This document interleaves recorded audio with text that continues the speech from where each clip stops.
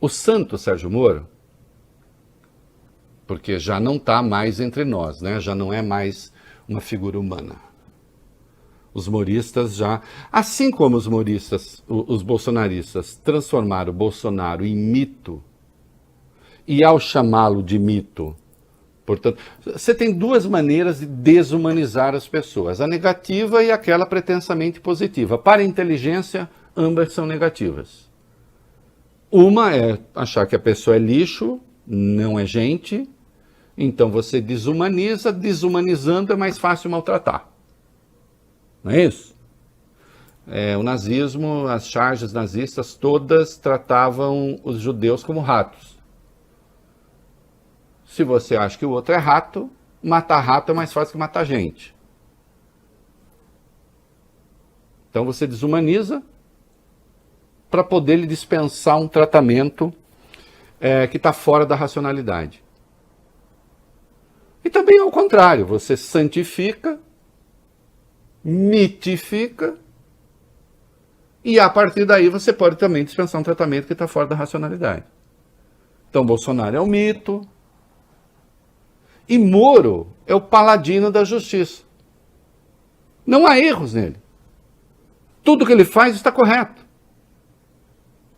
Quando se vai medir, quando se vão medir as suas ações, de juiz, por exemplo, estas não são medidas segundo as regras do jogo.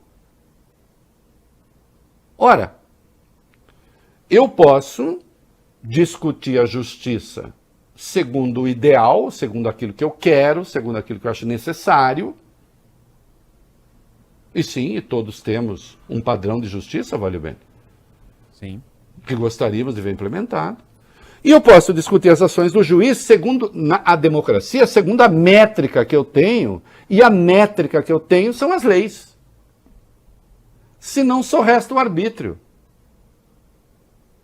Senão eu delego a alguém, né, o poder olímpico de decidir o que vai acontecer com as pessoas, com o Brasil, com tudo. Segundo qual critério? O critério que ele tem na cabeça. Que não é o da ordem legal. Obviamente eu não concordo com isso. Sim, eu tenho as minhas posições, eu tenho os meus embates, sempre tive e nunca escondi de ninguém. E ao longo do tempo apanhei, bati, gente que não falava comigo hoje fala, gente que falava não fala. Eu sei o seguinte, é claro que eu fui identificado durante um bom tempo com críticas ao governo do PT, não me arrependo de nada, não tirei livro, não fiz nada. O papel do jornalista não é adular o poder. O papel do jornalista não é adular o poder. Jornalismo não é poder. Não deve ser. Está mais para fiscal do poder do que outra coisa. Poder não. Se quer ser poder, desista de ser jornalista e vai ser poder. E vai disputar eleição. Entre num grupo que disputa eleição, mas abandone esse posto aqui. Agora, todas as vezes em que eu entrei em embates tendo algumas referências como balizas ali. Se há alguém que poderia, na derrocada do petismo, tentar nadar de braçada, e inclusive ficar muito rico, esse alguém sou eu. Mas olha para mim e vê se eu tenho cara de áulico, de gente que fica puxando o saco de poderoso. Desafio um poderoso da República a falar assim, esse Reinaldo é um puxa-saco. Reinaldo veio me pedir alguma coisa.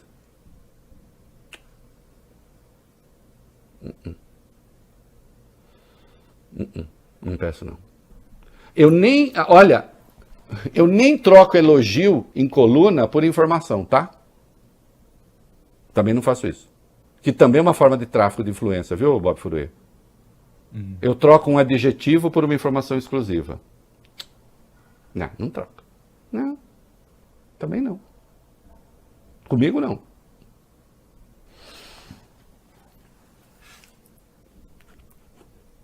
Quando, eu insisto, eu fui ler a sentença do Moro que condenou Lula e não encontrei prova, e eu sentei aqui e comecei a dedilhar as primeiras palavras dizendo não há prova na sentença, eu sabia que o mundo desabaria sobre a minha cabeça. Sim, perdi empregos. Perdi empregos. Vazaram conversas minhas. Tentaram me tirar do mercado de ideias.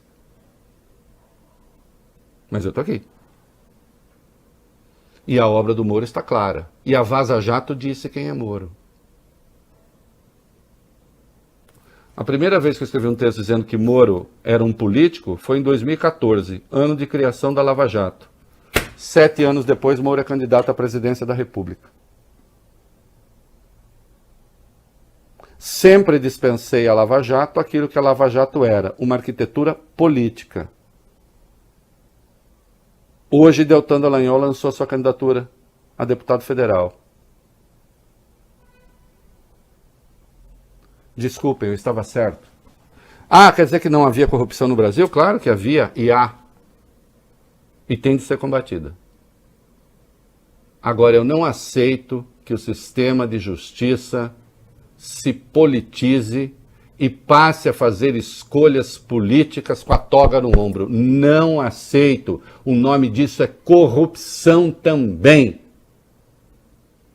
É uma corrupção que pode não envolver dinheiro diretamente, indiretamente sempre envolve, porque tudo tem preço.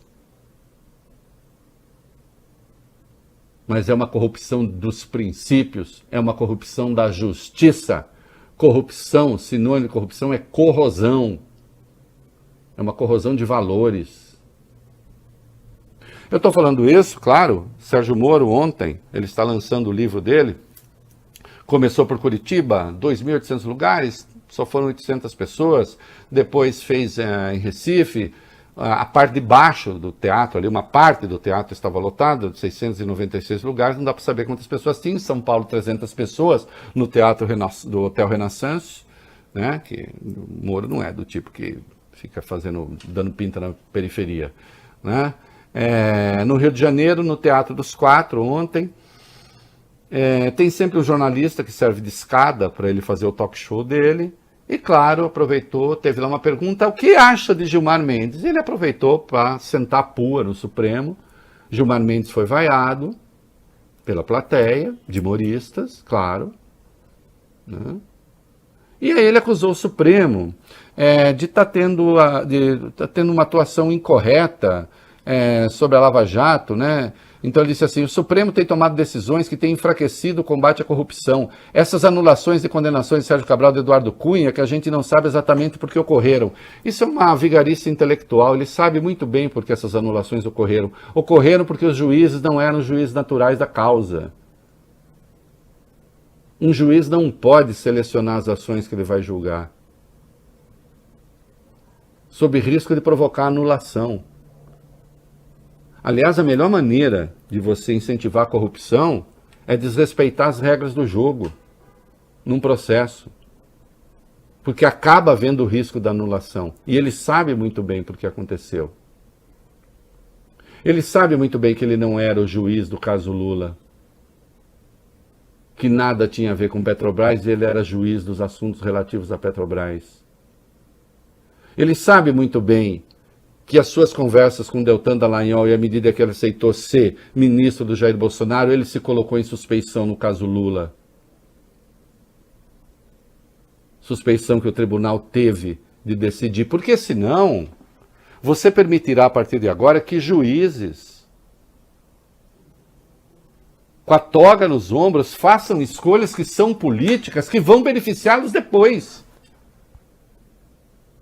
Ou o juiz Sérgio Moro, ex-juiz Sérgio Moro, não está se... Meu Deus do céu, o Moro não está se beneficiando de decisões que ele tomou? Politicamente? Não está?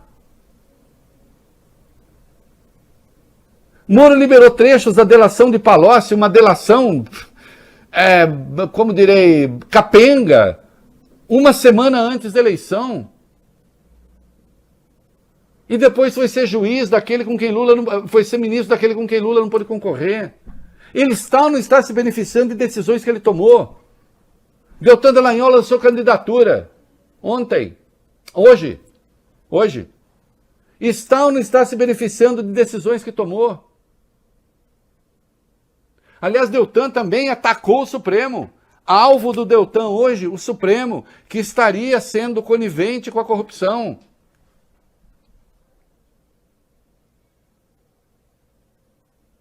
Eram homens de Estado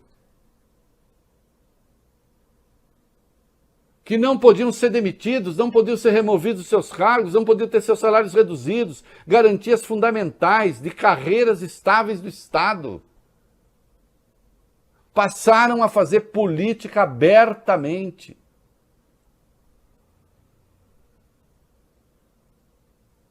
E, ó, Bob Furui, aí ele elogiou um juiz do Supremo, o Fux. E nós demos com exclusividade nesta rádio. Diálogo da Vaza Jato. Sim. De quando Deltan Dallagnol, em 2016, foi conversar com o Fux, aí ele disse o seguinte para seus colegas procuradores. Caros, conversei com o Fux mais uma vez, dado com exclusividade nesse programa. Reservado, é claro. O ministro Fux disse quase espontaneamente que Teori Zavascki, né, fez queda de braço com Moro e viu que se queimou. E que o tom da resposta de Moro depois foi ótimo. Disse para contarmos com ele para o que precisarmos, mais uma vez. Só faltou, como bom carioca, tirando o sarro aqui dos cariocas, chamar-me para ir à casa dele. Risos. Mas os sinais foram ótimos. Aqui ele se refere ao fato de que Teori Zavascki deu um pito no Moro, e não deveria ter sido só um pito, deveria ter sido uma punição, por Moro ter divulgado uma gravação ilegal que fez da conversa da Dilma com Lula, ilegal, e com divulgação também ilegal. E depois nós descobrimos uma gravação selecionada que sugeria que Lula estava se tornando ministro apenas para não ser alvo da Polícia Federal, e depois se descobriu, com as gravações que foram emitidas, que isso era mentira. Aí ele pega essa conversa que ele teve com os colegas e passa para Moro. E Moro devolve para ele em Fux we trust. Então o ministro Fux, o ministro da Lava Jato. Há outros lá que gostam também. O outro é o ministro anti-Lava Jato. Olha aqui. Eu sou muito claro. Nós temos de um lado Bolsonaro, que fica fazendo especulações sobre ministros do Supremo. Ah, nomeei esse, nomeei aquele, agora eu tenho 20% dos ministros, daqui a pouco eu quero nomear o outro ministro lá, eu vou ter mais 2 o ano que vem, que eu quero ter um tribunal que seja do nosso lado, que é para levar a guerra cultural e a guerra política para dentro do Supremo. E nas ações, na campanha política de Moro e de Deltan Dallagnol, nós vemos a mesma coisa. Manter a conflagração do país, manter a guerra política e levar essa guerra para dentro do Supremo. É paz que você quer? É paz política que você quer? Pensa bem se uns e outros aí nos levariam à paz ou nos levariam à continuidade da guerra que tem paralisado o país. Isso nada tem a ver com o combate à corrupção. O combate à corrupção tem que se dar dentro das regras do jogo. Qualquer coisa tem de se dar dentro das regras do jogo. E se as regras não são boas, a gente muda as regras. O que não pode é fraudá-las. O que não pode é um juiz combinar com o procurador qual será a ação que vai ser tomada contra o réu. O que não pode é um juiz combinar com o procurador quais serão as próximas etapas de uma operação. O que não pode é um procurador praticamente pedir licença para o juiz para armar uma patranha contra o acusado. O que não pode é um juiz sugerir testemunha para procurador. E eu vi isso desde sempre e disse, esse juiz está fazendo política, este procurador está fazendo política, tomei porrada de todo lado. 2021, aquele juiz é candidato à presidência da República e aquele procurador é candidato a deputado. E ainda tem, com a devida vênia, a cara de pau de dizer que só estão fazendo isso porque a luta contra a corrupção no Brasil foi abortada, porque estão tentando prejudicar a luta contra a corrupção no Brasil. E eu não sei, eu termino essa fase do comentário com um enigma.